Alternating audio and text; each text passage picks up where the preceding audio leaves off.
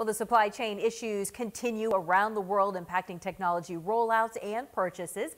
Matt Wertel of VelocityNet is joining us now to talk a little bit about that today. Hi, Matt. Yeah, so the supply chain, everybody, I think, gets it now. When you go to the grocery store, if you try to buy a new car, you can't get whatever you want. And a lot of it's related to the chip shortage. So in our world, we're spending a lot of time kind of looking at different supply chain issues. And one of the biggest challenges that we're seeing right now, obviously, is in technology. So the laptops that you use in your business environment or at your school or organization, you can't get them. Or if you can get them, you can only get them in limited quantities, or the configuration that you want is no longer available. The biggest thing that we're seeing right now is the chip shortage is really decimating the wireless access point market. So technology has changed in terms of an older wireless technology to a new wireless technology called Wi-Fi 6.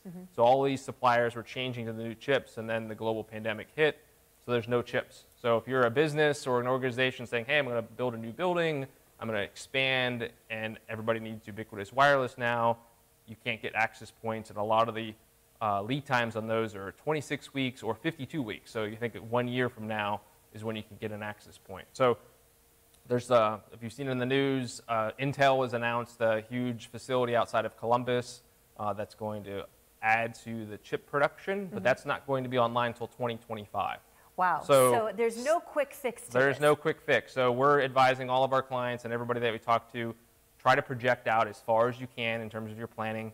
Obviously, supply chain is what it is, but try to plan as much as you can ahead of time, but also be wary. Just don't go on Amazon to try to find something. We've seen a lot of customers, unfortunately, get burned with things that were used, things that were gray market.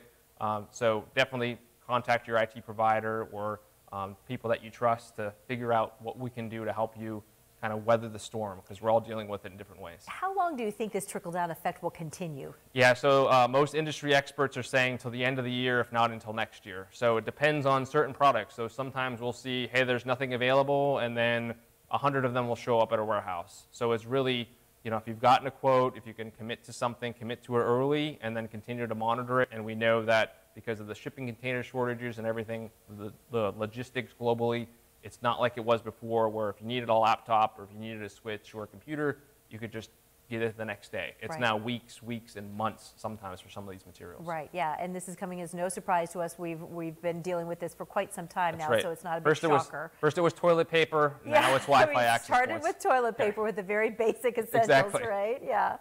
You've got a great article as well on your website.